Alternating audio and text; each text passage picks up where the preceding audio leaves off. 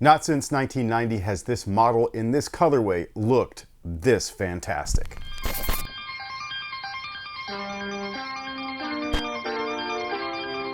Hey, what's going on, guys? My name's Chris. Welcome back to the official WearTesters.com YouTube channel. Today we got a detailed look and review on these bad boys right here. This is the Air Jordan 5 in the fire red colorway. I know that some people are confused because there's two colorways labeled fire red, one with the silver tongue, which is reflective, and then one with the black tongue. Now, as far as what I've always known, based off of growing up in the 90s, this is the actual fire reds, the one with the black tongues. I don't even remember what we used to call the ones with the silver tongues. They were just the fives with the silver tongues, or the reflective tongues. The reason why they're called fire red is because the type of red that's used on the shoe is called fire red. Thus the confusion. However, this is the box, same Air Jordan 5 box that we've gotten with almost all of these like OG releases and some that aren't OGs and all that stuff. Basically same box that comes with almost every other Air Jordan 5. However, it's the shoes that really matter. Like, these are done up very similarly to the grapes, if not identical in certain aspects, such as the materials, the shape, the toe, all of that stuff. But there's one little feature on these guys that we have not seen like this since 1990. And I know that some people are gonna be like, oh, that's stupid, but it sets these off, man. It really does. It's fucking cool. However, the first time this shoe would release is in 1990, then it got a retro release for the first time way back in 2006. And then we would not see another retro release until 2013, of which we actually have the review of, and I just remember those materials being hot garbage. The shoe was still dope looking, but materials sucked ass. And then I don't know if you guys want to count this as an actual fire red release or not. I personally would, but they dropped as a low top for the very first time ever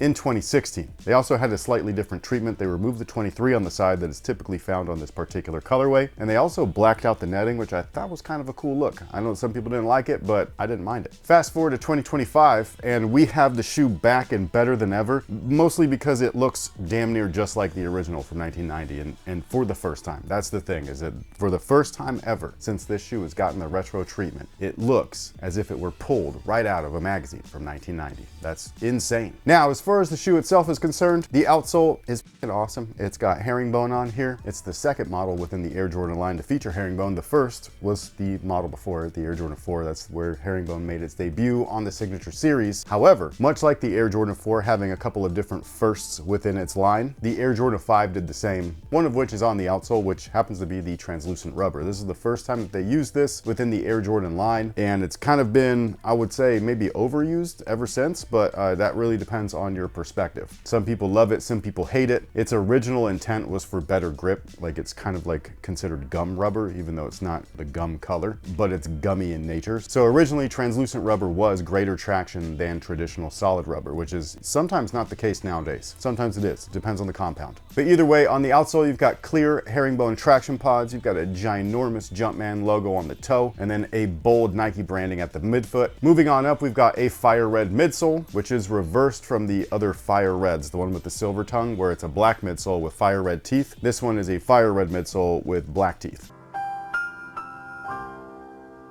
And within that polyurethane midsole is an encapsulated 4-foot air sole unit, and in the rear there is a visible one. On top of all of that is an actual polyurethane insole. Ooh. Do I need to go over the inspiration of the shoe, like the fighter plane and all that? Like, we've done this before, right? So like, if you haven't seen it, we've got videos on every colorway at this point, like at least every original colorway. And I'm pretty sure I've said it in the silver tongue version. Also, weird fun fact is that I believe this was the last of the original 4 colorways to release. I could be wrong, but I'm pretty sure. Everywhere that I've looked online has listed them in order of silver tongue, black metallic, grape, these. Also, fun fact, that is exactly how they released this time around in this whole like remastered form. They started off with the silver tongues. We just got the black metallics, followed by the grapes, and now these. Now, as far as the materials are concerned, like I said before, they're just like the grapes. So if you like the grapes materials, which I happen to, I think that this is a fantastic build, then you're gonna love this. So yeah, all I know is that I've been wearing these since I got them, and they just wear really nicely. The more that you wear them, the better they break in. The more that they break in, the better that they feel. We also have a kid's pair that I don't have with me right now, but I bought my son a pair. This was one of those shoes. Remember how I said that like he specifically asked for the what the Currys and the what the Kobe's? Now, he didn't specifically specifically ask for these. It's just that when he saw them, his face, you know what I mean? And it was like one of those shoes. Everybody knows what that kind of is, like if you're into sneakers, where you meet that one shoe. For me, it was the white cement 4s. For him, it's these, the fire red 5s. It just had this like glow on his face where he was like, dude, I kind of need those. And I was like, I got you, bro. I am such a good dad. But the kids version is made up just like the men's version. Obviously not to scale, but like the materials are the same and things like that, much like they were on the Grape release. So if you are worried that they're gonna get a dumbed down version, don't be. The overall shape of the shoe is just fucking great, dude. Like they're not quite like the OG. That's the one thing where like, if I were to nitpick, the toe cap is just maybe not identical, but this is way better than this bullshit. I only keep these just to show them in this video, like in 5 videos, because the toe is so outrageously awful. You know how many people work at Jordan Brand? Nobody said anything? Look at them from the top down. It's very apparent. So yeah, these are fucking great, especially when compared to that. Now, one of the features that they have that is just something they've never done like the original ever since they started retroing stuff, and that's right there in the back of the heel with the 23 on there. And yes, we've had Air Jordan 5s with the 23 branding, I know this, but originally, at least within the Air Jordan 5 run, the only 4 original colorways, this was the only one with the 23 to have released. MJ did have PEs of the silver tongues, as well as the black metallics that did have 23s on them, and he would wear them in games, but we never got those to the public outside of this pair. However, with every retro, starting in the 2006 era and onwards, the 23 has been, I don't want to call it bastardized, because like I don't think that they were trying to like really ruin it. I think they were trying to get the font of the jersey, you know what I mean, that Chicago kind of like uniform look, because that's what the 23s look like in my opinion. However, back in the 90s they looked just like this, which I don't even know what to call this. It's just like awesome, you know what I mean? Like you look at this and it doesn't look like fancy or anything, it just looks blocky, but in the best way possible, you know what I'm saying? Kind of like the Nike Air that's on the back. It's not like anything special, but like when you see it like this, you're like,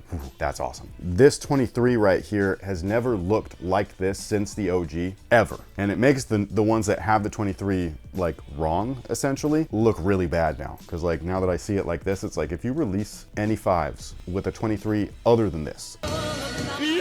So yeah, it's one of those little small details that I think really like allows the team that created or recreated this shoe to get a standing ovation. You know what I mean? Like not only is the upper great, not only is the shape great, not only is the toe cap great, and they come with polyurethane insoles with Nike Air, but you got the 23 right, bro. High fives all around.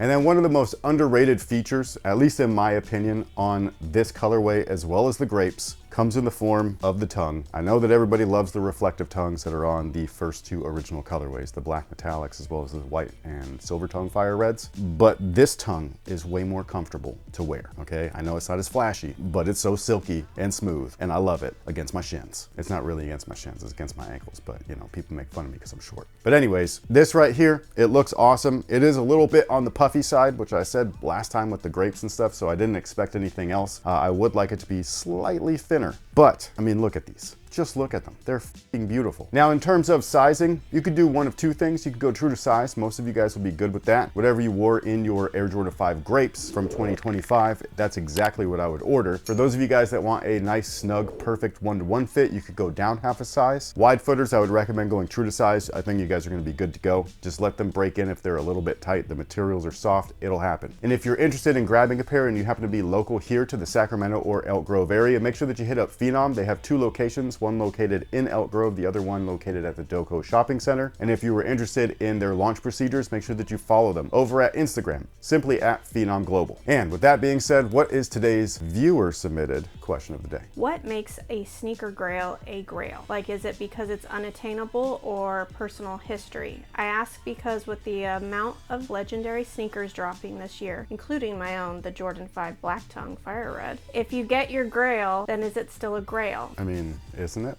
Grail is like a funny term because that's like, at least in this realm of things. Maybe I wouldn't say this realm, but maybe in the consumerism realm, where like the grail is an object that you have to obtain with funds. But so this could be applied to like anything that you collect or whatever, or just purchase in general. You know, grail depends on the person that you ask. So like to some, it's something completely unattainable. To some, it is the thing that you love the most maybe you didn't have it, but now you can. You know what I mean? Like, it just kind of depends, and it could be anything. It could be a GR, it could be a limited drop. You know what I mean? Like, for a lot of people, and I would agree, is like the undefeated 4s were a Grail, limited to 70. Think about this, limited to 72 pairs. That's not even a real release. So not a real release that like it makes like real releases look like they're massive quantities, which they are, but like that is so limited, it's ridiculous. You know what I'm saying? If that's not considered a Grail, then I don't know what is. But to whom is the main question. So like, do you have connections to the undefeated brand? Why is it your Grail? Just because you couldn't get it, or because you have some sort of attachment or emotional something? You know what I mean? Some sentimental something that makes you attached to it. I don't know. You know what I'm saying? Like, it just really depends on who you're asking. And I don't think that there is a right or wrong when it comes to Grail, because Grail is unique and individual. You know, what I might deem as a Grail to me, you might be like, that's cool, because we're different. You know what I'm saying? So like, it just really depends on who you're asking, which is why I don't think like you can put Grail as an overall term. It's more of an individual question. Like, you would ask somebody like, hey, what is your sneaker Grail? Not what is a sneaker Grail. You know what I mean? It's your, not open. And that's just how I feel about it. Like, I don't think that it's anything to overcomplicate. Like, it could be literally anything. But what about you guys? What is your sneaker Grail? Or maybe not what is your sneaker Grail, but what is the definition of a sneaker Grail? Sound off below and let me know if you agree or disagree and why. And also let me know what you think about the Air Jordan 5 Fire Red for 2025. Do you think that this is the best version of the shoe since the 1990 original? I personally do, and I don't think that that's even debatable either. It's just not. Like, you can have an attachment toward 2006 or the 2013 or whatever, and that's cool, but like, this really is just the best one since the original, and just there is no wiggle room there. You know what I mean? Like, it's all there. All of it. But with all that being said, thank you guys so much for being here. Thank you so much for watching. We greatly appreciate it. We'll catch y'all in the next one. So until then, you guys have a good one.